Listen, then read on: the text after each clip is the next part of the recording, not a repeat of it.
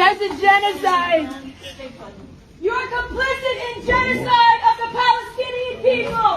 You are complicit. Come on, Eddie. Eddie, help us. Eddie, help us save them. Come on, Eddie. The Israeli terrorists are committing a genocide, and the U.S. Congress and Senate are complicit in funding the bombs that are forcing children to be slaughtered and massacred. Shame on this government. The United States of America is complicit in genocide. The Israeli terrorists are forced starving children.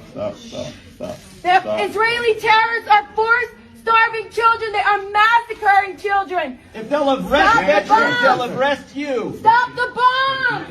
Stop the bombs! Stop the bombs! Stop the bombs! Stop the bombs! Stop